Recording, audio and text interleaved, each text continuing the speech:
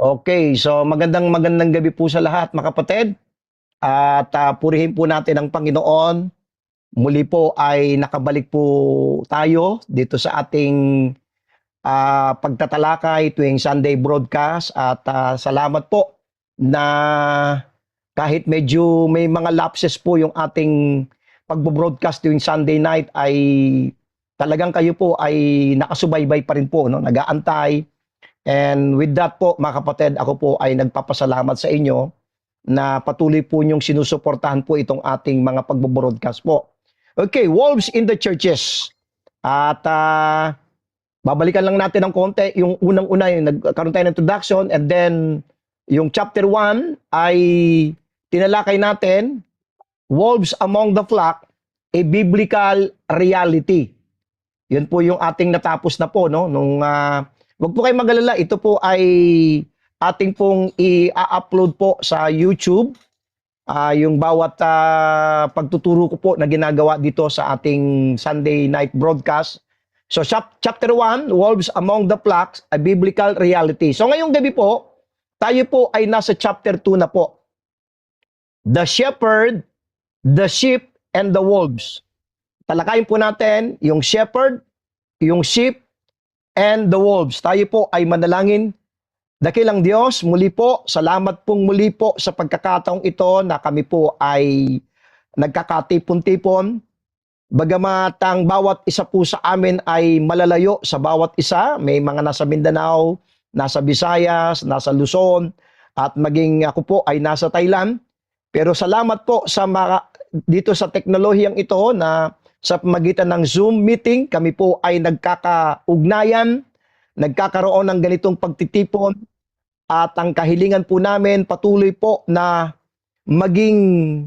hindi lamang maging kaalaman ito, impormasyon, kundi ito po'y maging katatagan, kalakasan sa amin, at magiging matibay na mananampalataya. At dalayan ko, Lord, na patuloy po na punuin niyo po ng inyong karunungan ang aming mga kaisipan, ang aming puso, nang sa ganun po ay hindi kami ma-deceive sa panahon po na ngayon na napakaraming mga wolves po na nasa loob na, nakapag-penetrate na po ito sa mga churches, Panginoon. And I pray, Lord, na kayo po ang manguna sa gabing ito, sa pangalan po ni Jesus. Amen at amen. So, buksan po natin ang ating mga Bible po sa John chapter 10. Okay, John chapter 10 po ang ating foundational text po dito sa ating chapter 2. Okay? At babasahin ko po verse 27. Okay? Verse 27. Babasahin ko po. At mas maganda, itaas muna natin ng konti. No? Verse 7 po muna. John chapter 10, verse number 7. Then said Jesus unto them again, Verily, verily, I say unto you, I am the door of the sheep. All that ever came before me are thieves and robbers, but the sheep did not hear them. I am the door. By me, if any man enter in, he shall be saved, and he shall go in and out and find pasture. The thief cometh not, but for to steal, and to kill, and to destroy. Sabi ni Kristo, I am come that they might have life, and that they might have it more abundantly. Verse 11, I am the good shepherd. The good shepherd giveth his life for the sheep. Verse 12, but he that is an hireling, and not the shepherd, whose own the sheep are not, seeth the wolf coming, and leaveth the sheep, and fleeth, and the wolf catcheth them, and scattereth the sheep. The hireling fleeth, because he is an hireling, and care it not for the sheep. I am the good shepherd, and I know my sheep, and I am known of mine. Verse 27, my sheep hear my voice, and I know them, and they follow me. I-bless ng Panginoon yung pagkabasa po ng mga talata na binasa po natin. Yan po ang ating magiging foundational po dito sa ating chapter 2, the shepherd, the sheep, and the wolves. Ang subtitle po nitong ating chapter 2, knowing who to follow can protect your life. Kailangan alam natin sino ba yung sinusunod natin. Dahil kapag hindi natin alam sino ba yung sinusunod natin, hindi natin alam kung mapoprotektahan ba tayo ng mga itong ating sinusunod, pinapakinggan. Okay? Mahalaga po yan eh. Dito po sa ating introduction ngayong gabi, ito pong chapter na to, The Shepherd, the Sheep, and the Wolves, ay napaka-importante po, mga kapatid. Many believers today are not destroyed because they hate the truth. Hindi po yun ang dahilan kung bakit napapahamak po yung mga believers, but because, ito po, they cannot clearly recognize it. Napakahalaga po na bigyan tayo ng Panginoon sa pagitan po ng pag-aaral na to, ng discernment, na ma-recognize natin itong mga wolves nito. Alam nyo, I've been in the ministry at marami na po akong mga naging kaibigan, kakilala, mga nabalitaan ng mga churches na na-divide, nagkagulo-gulo, maraming mga nag-create ng problema. It is because, tandaan po ninyo, marami pong mga wolves sa loob ng simbahan. At ito po yung nagdi-destroy. Ito po yung nagki-create ng division. Ito po yung mga taong ito ang nagsisira sa magandang samahan ng mga magkakapatiran sa loob ng congregation. That's why hindi po yung dahil ayaw natin ng katotohanan, but because they cannot clearly recognize it. Kaya ito po ang dahilan dito kung bakit po itinuturo po ng inyong lingkod ang bagay na to upang ma-discern natin itong mga bagay, itong mga taong to eh. They are sincere, itong mga to, mga believers na to, they are sincere but confused. They are willing but not grounded.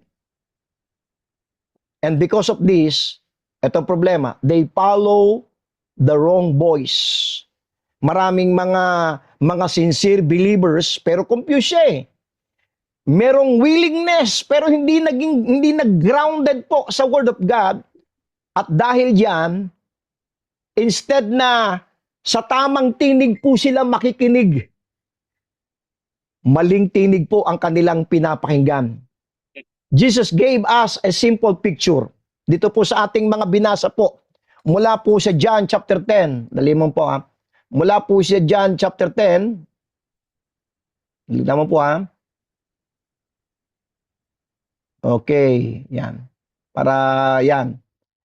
Okay. Minute ko po lahat po. Para po wala pong ano. Okay. Okay. Nagbigay po ng simple picture po ang ating Panginoon dito sa mga binasa po nating mga talata. Una po ay shepherd. Okay, dito sa mga binasa natin sa John chapter 10, verses 7 hanggang verse 14 at verse 27. Shepherd, and then pangalawa, sheep, a shepherd, sheep, and wolves. Tatlo pong picture po ang binigyan ng paglalarawan ng ating Panginoon dito po. This is not just illustration. This is spiritual reality inside the church. Mga minamahal, if you do not clearly know the difference between these three, pag hindi po natin kayang i-distinguish itong tatlong ito, you will eventually follow the wrong one. Yes, opo, mga kapatid. Let's go to my first point dito sa ating chapter 2. The shepherd, the sheep, and the wolves. Jesus Christ is the only true shepherd. Sabi niya po sa John chapter 10 verse number 11, I am the good shepherd. Okay? I am the good shepherd. The good shepherd giveth his life for the sheep. At maliwanag na maliwanag po, he is the only true shepherd po. Jesus did not say he is a shepherd. He said, I am the good shepherd.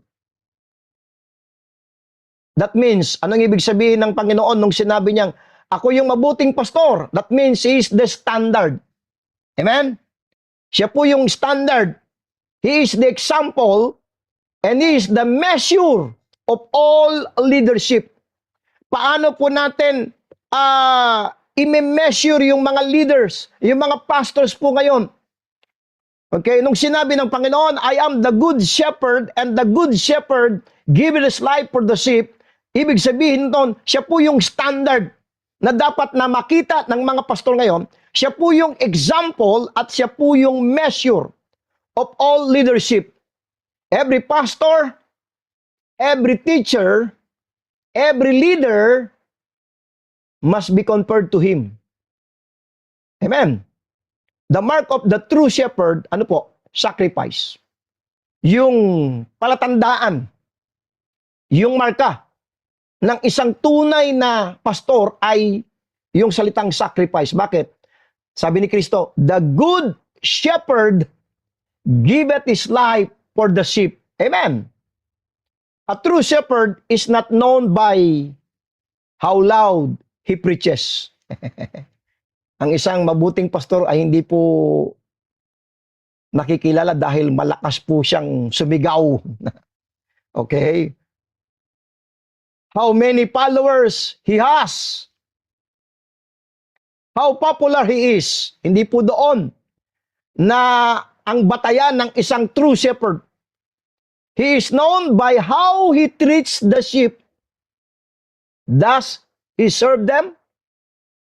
Or does he use them? Ito po yung nakakatakot sa panahon po ngayon, mga kapatid. Sabi ni Kristo, the good shepherd, yung isang mabuting pastor, ibinibigay niya yung kanyang buhay para sa sheep. Kaya nga ang isang true shepherd is known by how he treats the sheep. Does he serve them? Ang isang good shepherd po, ang isang good na pastor po, ay naroon siya para magsilbi, maglingkod, magminister. Or does he use them? Nakakalungkot po, no? Na may mga shepherd po sa mga local churches na instead na tayo po na mga lingkod ng Panginoon ang mag-sacrifice, minsan ginagamit yung mga membro, yung mga sheep sa loob ng local congregation at their own advantage. Yes, opo. A true shepherd feeds the word of God faithfully. Ang isang tunay na pastor, ang sabi sa Jeremiah, samahan niyo po kung buksan ang ating mga Bible. Jeremiah chapter 3, madalas na kinukot ito ng mga pastor eh.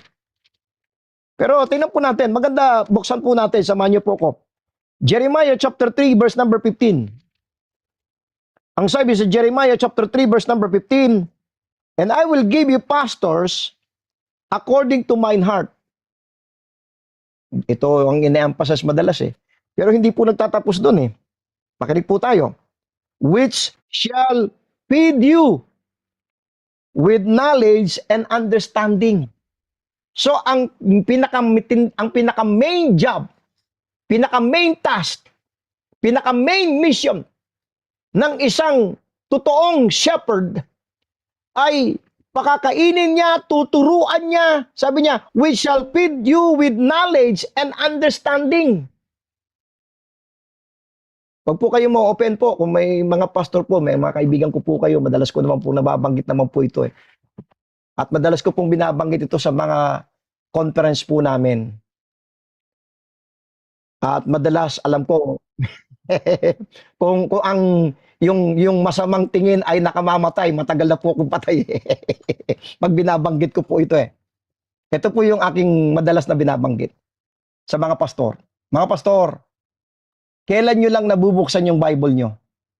Kapag ka po kayo ay gagawa lang ng mensahe dahil sa Sunday? Kapag ka kayo lang po ay merong Bible study?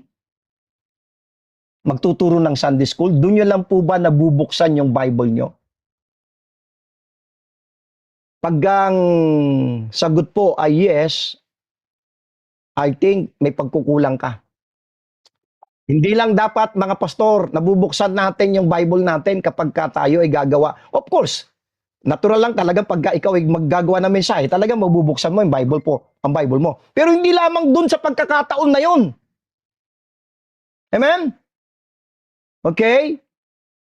Kaya a true shepherd feeds the word of God faithfully.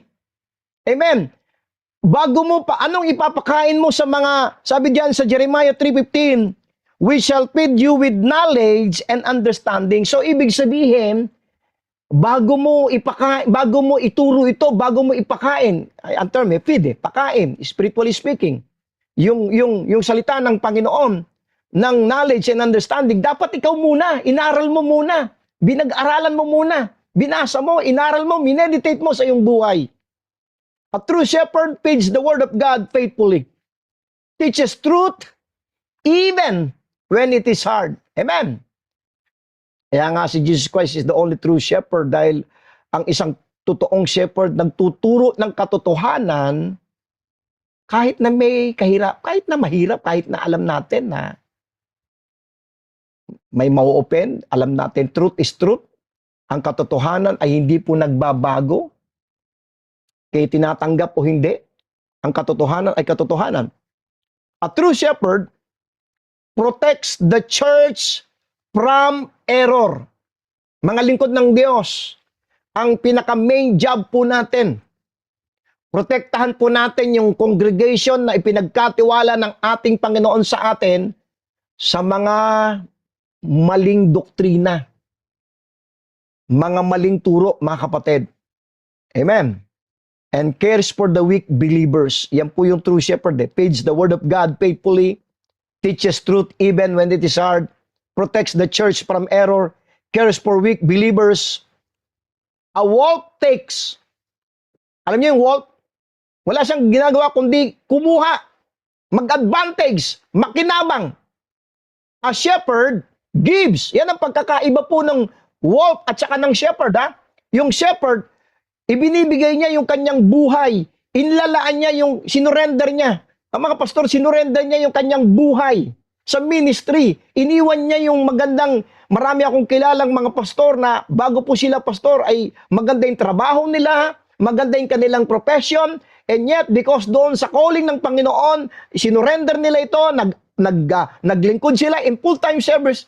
Yan po yung shepherd . A shepherd gives. Pero alam niyo yung wolf? A wolf takes. Ang isang wolf po, ang kanyang motibo, makinabang. Makakuha. Magkaroon ng gain. Yan po yung wolf . Okay? Let's go to point number 2 po ng ating pong chapter 2. Pastors are under shepherds. Dahil po dito po, Jesus Christ is the only true shepherd. And then point number 2, pastors are under shepherds. I want you to note this, not owners. Tayo po ay under shepherds. Ang ating Panginoon po, He is the chief shepherd. Basahin po natin, 1 Peter po. Let's turn to 1 Peter po ang ating mga Bible.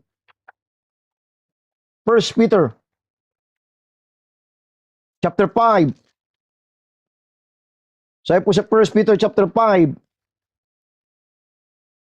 and verse number 2. Sige po, 1 Peter chapter 5, verse number 2. Feed the flock of God, which is among you, taking the oversight thereof, not by constraint, but willingly, not for pretty lucre, but of ready mind. Verse 3, ito po. Neither as being lords over God's heritage, but being example to the flock. Kaya nga napakahalaga po yun yung hindi tayo ang nagmamay-ari sa kanila, kaya hindi natin para bang tayo ang namamanginoon, parang kulang na lang lumuhod sila sa atin. At marami po akong alam na mga ganong mga pastor no? Big boss.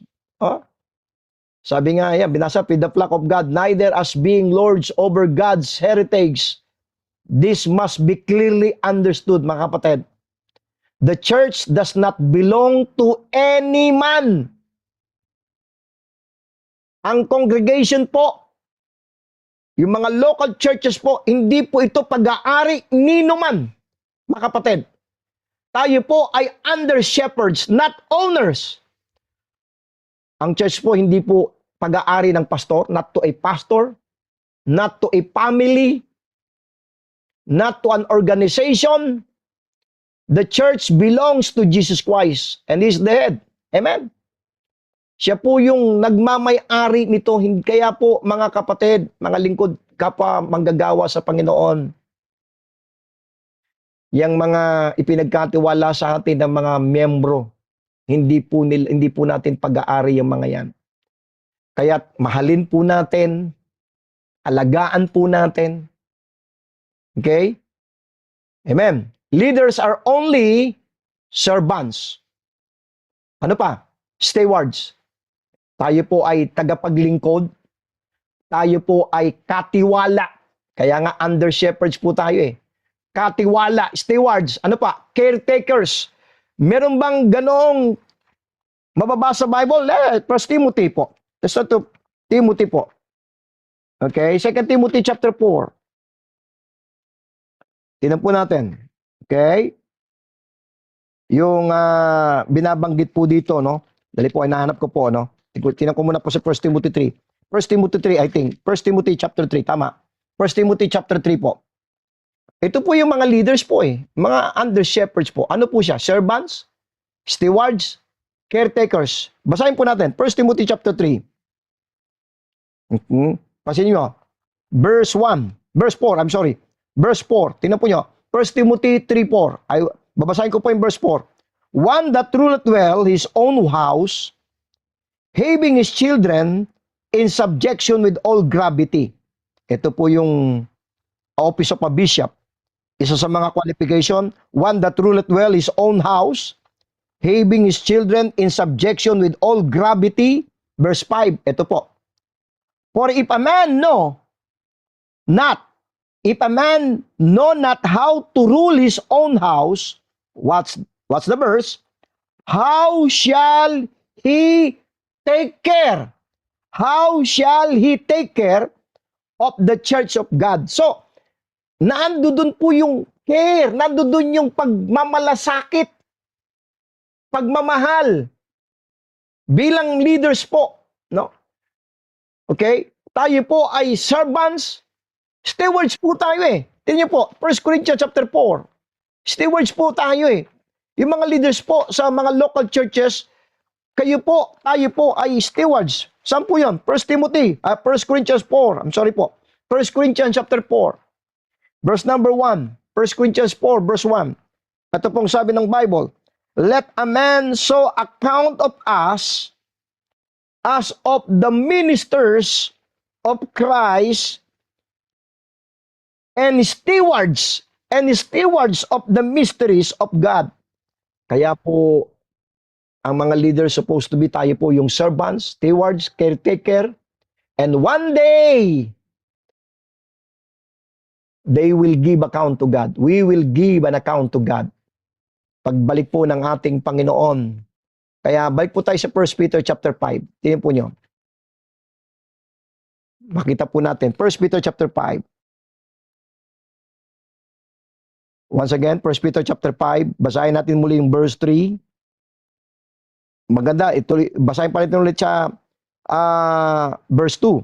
Sabi ng Panginoon, sabi ng Bible, feed the flock of God which is among you, taking the oversight thereof, not by constraint, but willingly, not for filthy lucre, but of ready mind, neither as being lords over God's heritage, but being ensample to the flock. And when the chief shepherd shall appear, ito na po, yung accounting, pagbibigay na account, ye shall receive a crown of glory that fadeth not away. Amen. And one day, mga kapatid, yung mga under shepherds po, ay magbibigay ng account, sulit sa ating Panginoon. The danger in our setting, in many Filipino and Asian churches, ito po yung danger dito sa mga Asian country po, ito po yun. Leaders are highly respected. Pero hindi naman po masama po yun People avoid confrontation. Ito po yung setting po sa ating mga Pilipino Yung bang ayaw nating komprontahin yung mga leaders. Ayaw natin silang kausapin ng face-to-face. Ano pa po? Members are taught to obey without question. Yan po yung nakakatakot, mga kapatid. Respect is good. At dapat lamang po yun, mga kapatid. Kung kayo po ay mga members po ng mga local congregation, dapat po ay bigyan po natin ng paggalang yung mga lingkod ng Diyos. But when respect becomes blind obedience, ulitin ko po ito, but when respect becomes blind obedience, it becomes dangerous. Yung respeto natin, yung sobrang taas at tayo po ay blindly sumusunod kahit hindi na natin gusto, hindi na natin wala yung pagsunod ba na wala na yung ating willingness na pipilitan at pinipilit, pinipuwersa, it becomes dangerous, mga kapatid. Because, ito pong dahilan, kapag ka po blindly sumunod tayo sa mga leaders nang hindi natin kini-question, hindi man lang tayo nagtatanong, o pastor, may nasabi po kayo, nasa Bible ba to? Kailan nagiging dangerous ito? Pag magiging dangerous ito, because error cannot be corrected. Hindi makikorek yung error eh. And abuse cannot be stopped. And truth cannot be defended. Yes. Kapag ka po blindly, at yan po ang nangyayari po sa mga kulto, sa mga cults, sa mga churches na cults, blindly sumusunod sila sa turo, sa ipinapagawa ng kanilang mga leaders. At pag nangyari po yon, error cannot be corrected. And abuse cannot be stopped. Hindi na ma-stop yan. And truth cannot be defended. Ito po yung true shepherd. A true shepherd will never demand blind loyalty. Control people using fear. Ang isang tunay na pastor, hindi siya magdidemand ng kahit ayaw ninyo, kahit di nyo naintindihan, kahit no. Okay? A true shepherd will never demand blind loyalty. A true shepherd will never control people using fear. And a true shepherd will never replace Christ as the center. Si Kristo po ang dapat pong masunod. Siya po ang dapat po ang maging Panginoon, hindi po ang shepherds. Amen? If a leader wants you to follow him more than Christ, that is already a warning sign. Amen? Amen. Let's go to the third point. The sheep. Kanina yung shepherd. Okay? Let's go to the sheep. The sheep must learn the voice of Christ. So natapos na tayo sa shepherd. Dito naman ngayon tayo sa pangatlong point, no? The sheep must learn the voice of Christ. Sabi sa John chapter 10 verse 27, my sheep hear my voice and they follow me. Nakapanood ako ng isang reels po sa Facebook at proven po itong sinabi ng Bible eh. Opo. Alam ko sinave ko po yun eh. No? Naalala ko lang ngayon eh. No? Nagkaroon po ng experiment. Doon po na I think siguro nagdaan sa wall po ninyo yun eh. Okay, yung mga sheep po na meron pong isang lugar, hindi ko maalala kung anong bansa yun, na may marami pong mga tupa, mga sheep po. At meron pong shepherd na nag-aalaga po doon for how many years. Siya po yung ano. At nag-experiment po na merong kung ano yung damit ng shepherd, sinuot niya. At yung damit mismo na sinusuot ng shepherd talaga na yun na po yung nakagisnan ng mga sheep sa mahabang panahon. Pinagsuot po siya ng kanyang ng ganun din damit at nagsalita po siya para pasunurin. Pero alam po ninyo, hindi po sumunod yung mga sheep sa kanya. Pero yung talagang shepherd po, nung siya po ang nagsalita na, sumunod po yung mga sheep. At talagang biblical po talaga, no? Sabi sa John 10:27, my sheep hear my voice and they follow me. Amen. Sheep survive by listening. Okay?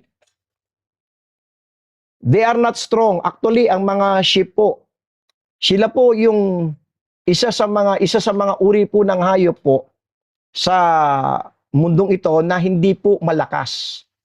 Ang sheep po, wala po siyang means na panglaban. Ang pusa, yung kanyang kamay, mabilis po yan eh. No? Talagang mabilis pong umaksyon yung pusa. Yung aso, yung kanyang ngipin. Lahat po ng majority po ng mga hayop po sa mundong ito, meron po silang pangsangga, meron po silang pangdepensa. Ang mga hayop. Pero ang sheep po, wala po. Could imagine mo, dinadala na sila sa slaughter, binabalatan na po. Wala lang. Hindi sila hindi sila pumapalag, hindi sila lumalaban. Ang kambing, may sungay po yan, lumalaban yan. That's why, ang sheep po para mag-survive sa magitan ng pakikinig. Sheep survive by listening, and sheep, they are not strong. They are not independent. At ito po talaga po ay proven na po ito, experiment po sa mga sheep. Okay? Ang pusa po, siguro makaka-relate po yung mga kaidaran ko rito Subukan mo yung pusa mong alaga, ilagay mo sa sako. Okay? And then sumakay ka ng jeep. Okay? Sumakay ka ng jeep na nakasako siya. Pagkatapos, siguro, kung 1 oras, 2 oras yung biyahe mo, at dali mo siya doon sa 2 oras na malayong lugar, doon sa pinang, and then doon mo siya pakawalan. Huwag kang magtaka, after ng ilang araw, makakabalik po siya sa bahay mo. Yung kalapate, ganyan din po. Kaya nga merong mga tinitrain na mga kalapate na may mga ganyan na laban po Pupunta sa, mula manggagaling po sa Manila, pupunta po ng probinsya. At doon, pakapalili pa rin yung kalapate. At nakakabalik po Yung aso, ganun din. Pero alam po nyo yung sheep, makinig po kay Meg Ilang metro lamang po, mapalayo lamang po yung sheep ng ilang metro lamang sa kawan. Wala na po. Wala na po siyang, ang sheep po ay wala na pong sense of direction. Makinig po kay Meg Kaya't napakahalaga po sa membro ang merong nagga-guide sa kanya.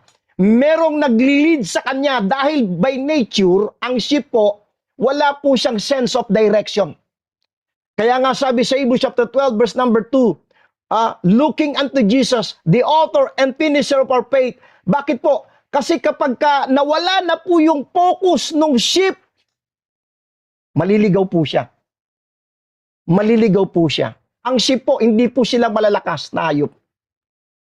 Vulnerable po sila sa mga wolves. Wala po silang panglaban. Pag kinain na po sila, hindi katulad ng aso, lalaban yan. Hindi katulad ng pusa, lalaban yan. Hindi katulad ng kambing, lalaban yan Pero yung sheep po, hindi po. Kaya't kailangan talaga ng sheep, ng isang pastor na magmamalasakit, magpapakain ng understanding. Sheep, they are not independent.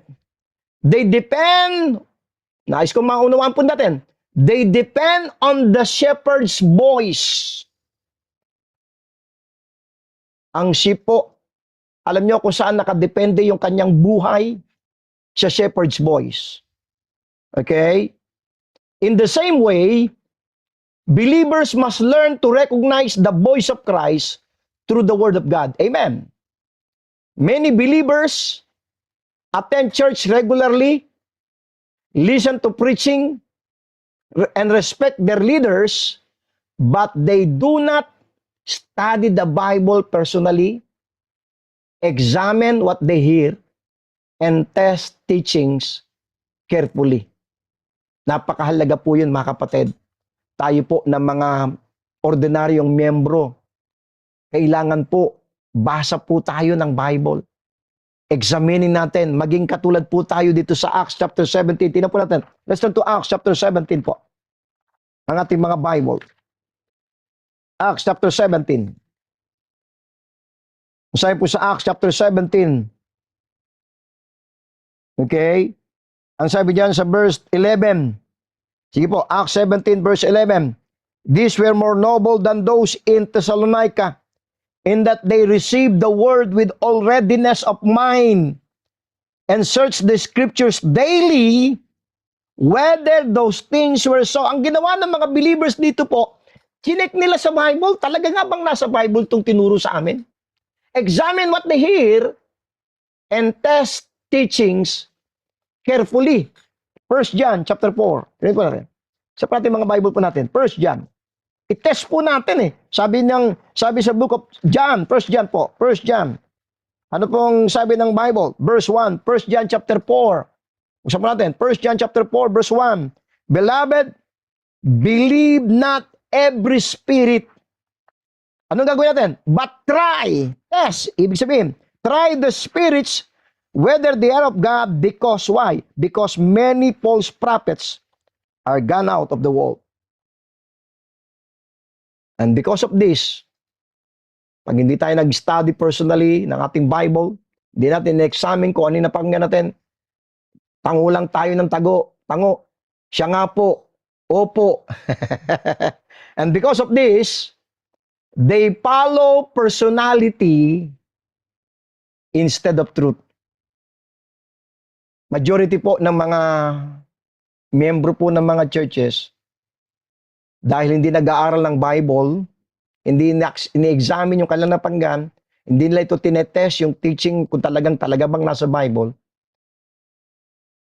Ang dahilan na lang kung bakit nandoon sila dahil magaling yung pastor eh. Marunong siya. They follow personality instead of truth. They are easily deceived. Yung pong mga Kristiyano, yung mga sheep na hindi po nag-aaral ng Biblia, they are easily deceived. They cannot detect error. A believer who does not know the Bible, I want you to note this, is an easy target for the wolves. Yung isang mananampalataya na hindi po nag-aaral ng Biblia. Kaya po, pansinin po ninyo, madalas po, kapag ka po may nakakapasok na wolves sa mga churches po, sino po yung unang-unang nadadali po? Yung mga babes in Christ, yung mga immature Christian. Okay? A believer who does not know the Bible is an easy target for wolves. Let's turn to point number 4 tayo. Kanina, yung shepherd, and then the sheep, and this time, dumako tayo sa wolves. Wolves look like they belong. Sabi ni Kristo sa Matthew chapter 7 verse 15, beware of false prophets in sheep's clothing. Ang problema po, ito nakakatakot dito sa mga false prophet na to eh. Nakadamit po sila ng tupa. Wolves are not obvious. Yes. They do not come as enemies. Yung mga wolves po na papasok sa mga churches natin, hindi naman po sila, unang-una, hindi naman agad natin para papasok sila as friend, kaibigan, makikipagkaibigan. They come as part of the church. They look like preachers. Okay? Magagaling magturo, magagaling mangaral, teachers, leaders, members. Yan po yung mga wolves eh. Okay? They look like preachers, teachers, leaders, and members. Talagang, alam nyo, for the past 37 years, sabi ko sa inyo, kulang po yung oras po natin kung gaano karaming experience po sa loob ng local congregation na kung saan ipinagkatiwala ng Panginoon sa akin. At ngayon po yung aking son-in-law, ganun din po. Bagong-bago pa lang siya.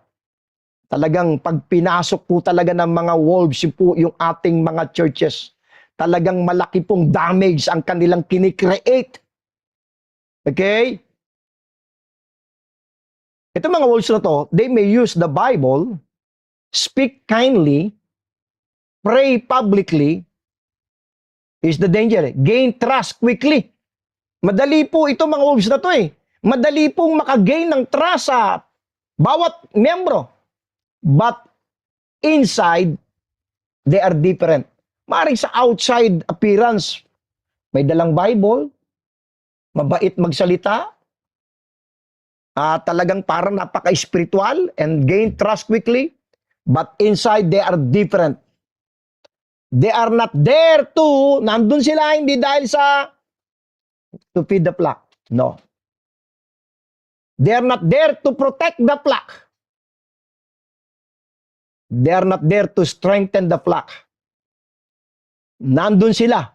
They are there to use the flock para gamitin, pakinabangan, makinabang, control the flock, and benefit from the flock. Yan po yung pagkakaiba ng shepherd eh. Yung true shepherd eh. Yung wolves po, Hindi sila nandoon para pakainin yung flock, protektahan yung mga miyembro, palakasin. Nandun sila para gamitin ka, kontrolin ka, at makinabang sila sa'yo. Totoo po yan, mga kapatid. At totoo pong nangyayari po ito sa mga local churches, mga kapatid. Let's go to point number 5. Wolves do not care for the sheep. Kailanman itong mga wolves na to. They do not care for the sheep. The wolf catches them. Maganda, basahin po natin John chapter 10. Ang buo po itong John chapter 10. Okay? Let's go back to John chapter 10 po. Okay? John chapter 10, verse number 12. But he that is an hireling, and not the shepherd, whose own the sheep are not, seeth the wolf coming, and leaveth the sheep, and fleeth. And the wolf catcheth them, and scattereth the sheep. Alam niyo ang trabaho ng wolf? Guluhin, pagwatak-watakin yung mga magkakapatiran sa loob ng isang local congregation, pag-away-awayin. I think yung iba sa ating ngayon, baka nakaka-relate na, baka naka-experience na yung ating mga kaibigang pastor ngayon dyan. Amen? A wolf does not protect. Tandaan po natin. A wolf destroys. Wolves are driven by power, money, influence, recognition. Okay?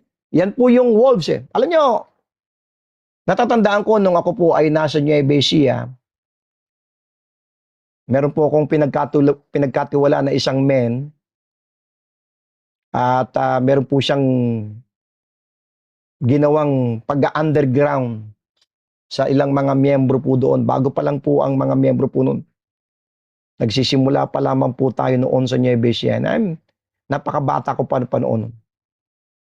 At isang pamilya na lang po ang nakuha na niya po yung halos maraming mga kapatiran sa loob ng mission work. Mission pa lang po noon. Ang gawain pa namin po noon. Iisa na lang pong pamilya po ang natitira. Sabi niya sa akin, Pastor, hindi ko alam kung sino ang paniniwalaan ko. Hindi ko makalimutan yung sinabi niyang yun. Hindi ko alam kung sino ang paniniwalaan. Ito yung sinabi ko sa kanya. Brad, sa mga oras na to, hindi ang pinag-uusapan, wag mong tanungin sa sarili mo, sinong paniniwalaan ko ganito. Saan ka nakasapanig? Para ka ba sa gawain ng Panginoon? O para ka doon sa sumisira sa gawain ng Panginoon? Tagal siya nag-isip. Anong sagot mo, Brad? Sabi ko sa kanya. Nasa Canada na ngayon yun eh. Yung kapatid na yun, ang ganda ng kanyang, ang naging desisyon niya, sabi niya, Pastor, doon ako sa side para sa gawain ng Diyos. Amen? Because a wolf destroys. Wala siyang pakialam kung ano yung magiging kahinatnan ng gagawin niya. Okay? Kung masira man yung church, wala siyang pakialam doon. A wolf does not protect. A wolf destroys. Wolves are driven by power, money, influence, recognition. When trouble comes, this is where the difference becomes clear. Alam niyo kung kailan lumilitaw yung mga wolves na identified? Pag dumating na po yung trouble. Ito po. When problem arise, a true shepherd stays and protect. Amen. Yung tunay na pastor po, mananatili po siya at patuloy po niyang protektahan yung kanyang congregation. Amen. When problem arise, a true shepherd stays and protects. A wolf runs away or cause more harm. Kaya kung may mga pastor po na narito ngayong gabi, talagang Very painful po eh. And minsan yung mga wolves na yan eh. Yan yung pinagkatiwalaan mo. Meron nga tayong idiom, no, sa Pilipinas na pinakain mo na sa iyong palad. Pero yung mga taong minahal mo, inalagaan mo, pinagmalasakitan mo, sila pa yung kakagat sa iyo. A wolf runs away or cause more harm. Time will always reveal the difference. Let's go to point number 6. The greatest danger. Ito po yung pinaka-greatest danger po. Confusing wolves for shepherds.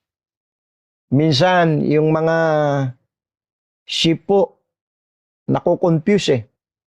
Sino ba talaga yung susun? Sino ba talaga yung dapat kong sundin? Sino ba dapat kong mag-side? Sino ba ang dapat, nasaan ba dapat akong kalagayan? Ito po nakakatakot eh. 2 Corinthians chapter 11 verse 13. 2 Corinthians chapter 11 po. Let's start to 2 Corinthians chapter 11. And verse number 13. Sabi 2 Corinthians 11:13. For such are false apostles, deceitful workers. Ito nakakatakot. Transforming themselves. Katulad din sa Matthew 7:15 eh. Okay, in sheep's clothing. Ito, transforming themselves into the apostles of Christ. Tuloy natin, verse 14. And no marvel, for Satan himself is transformed into an angel of light.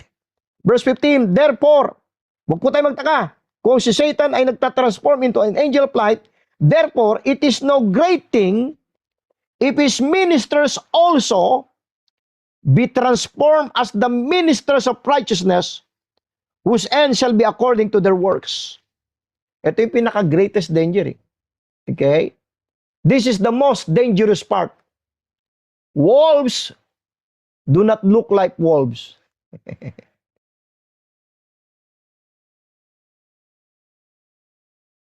Yung nagki-create sa mga local churches, mga kapatid, yung parang akala mo maamo eh. Yung bang sa umpisa, hindi mo maisip. Siguro kung may mga lingkod ng Panginoon ngayong gabi na narito, sigurado ko makaka-relate ka eh. Maamo, mabait, matulungin. Wolves do not look like wolves. They look like true servants of God. Why people are deceived? Many believers follow charisma instead of character. Magaling siya eh. Magaling magsalita. Magaling makipagkaibigan. Palatawa. Masayain. Charisma instead of character. Emotion instead of truth. Appearance instead of doctrine. Dapat yung character tingnan natin. Ito ba, dala-dala ba niya yung katotohanan? Ito ba ay may tamang doktrina? Hindi eh.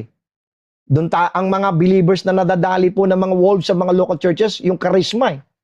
Yung kanyang emotion, yung appearances. Yan po eh, mga kapatid. They say, ito yung madalas eh, he speaks well, he is kind, he is respected. Nag-gain na po nila yung trust ng mga ilang mga miyembro po natin, mga kapatid eh. But they do not ask, is it biblical? Is it biblical? Alam niyo mga kapatid, most of the time yung nagki-create ng division sa mga churches, alam niyo kung saan nila kinukuha yung mga sheep, mga miyembro? Through emotion. Gagamit sila ng mga senaryo para makuha nila yung emotion ng mga tao at mag-side sa kanila. Ito po yung practical lessons for every believer. Test every teaching using scripture. Tandaan po natin, meron po tayong measurement. Kailangan natin dito sa sitwasyong ito ang bukas na Biblia. Follow Christ first, not any man. Amen. Respect leaders, but do not ignore error. Amen. Amen. Study the Bible personally. Pray for discernment, not just blessing. Sabi ni Pablo sa 1 Timothy chapter 4 verse 16, take heed unto thyself and unto the doctrine. Amen. Let's go po dito sa ating conclusion, dito sa ating chapter 2, the shepherd, the sheep, and the wolves. God designed the church to be led by shepherds who follow Christ.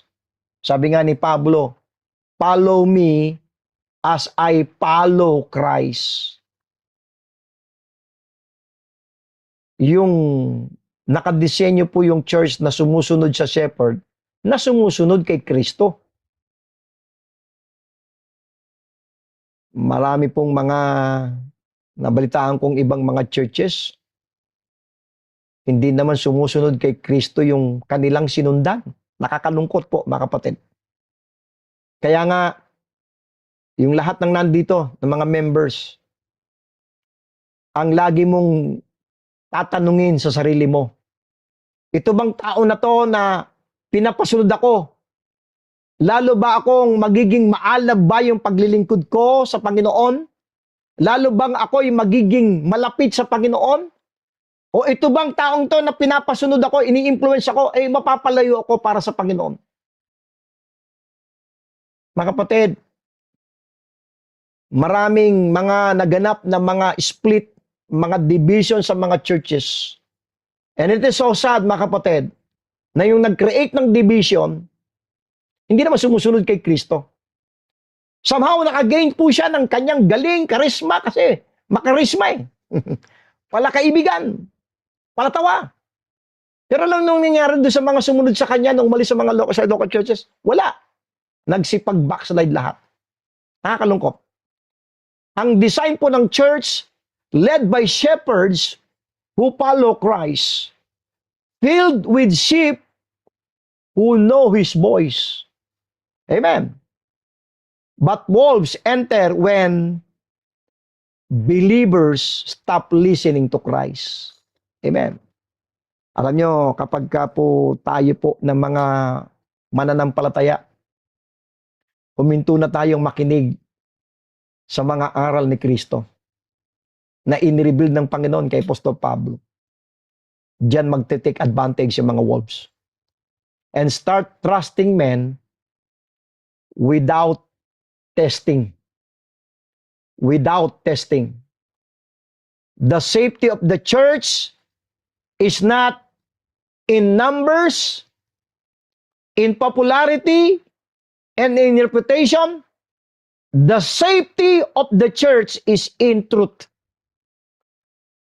Nasa katotohanan po, mga kapatid. Mahalaga po yun. Kaya nga sabi ni Pablo sa 1 Timothy, isa po natin ang mga Bible po natin.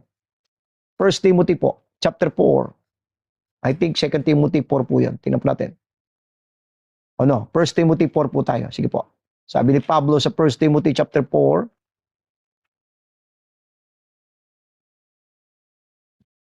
Okay, oh no. Ulit, balik po tayo. Sorry po. 2 Timothy 4. Ito pong sabi ni Pablo. 2 Timothy chapter 4 po. Kaya nga sabi ng Bible sa verse 2, 2 Timothy chapter 4 verse number 2, preach the word, be instant in season, out of season, reprove. Ito po ang para maging safe yung church. Sabi ni Pablo, preach the word. Ipangaral ang salita. Be instant in season, out of season, reprove, rebuke, exhort with all long suffering and doctrine. Bakit po? Bakit kailangan yun ang palaging gawin ng shepherd, ng pastor? Turuan, patuloy, maging malalim, mag-ugat sa salita ng Panginoon ng bawat miyembro. Verse 3, ito ang dahilan. For the time will come when they will not endure sound doctrine. Ito nakakatakot eh.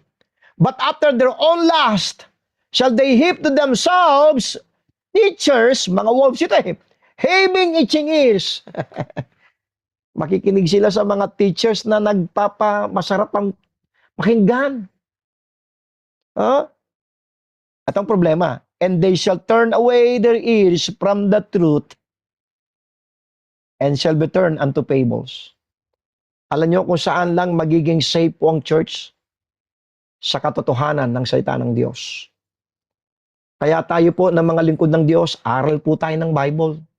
Turuan po natin ng patuloy ang ating mga members po ng salita ng Diyos. Dahil yun lamang ang magbibigay ng pagiging safetyness ng mga miyembro natin, mga kapatid. If you know the shepherd, you will recognize his voice. And if you recognize his voice, you will not easily follow a wolf. Ulitin ko po, basahin ko ulit ito. If you know the shepherd, you will recognize his voice.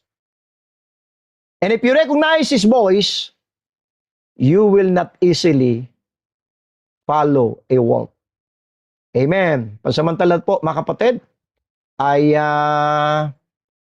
ihinto po natin, pansamantalang i-stop po natin itong ating pong pagtatalakay ngayong gabi. And praise God, tayo po ay nasa 32 po. Amen. Praise God po. Dali po, ano ko muna po itong ating record. Stop ko muna po.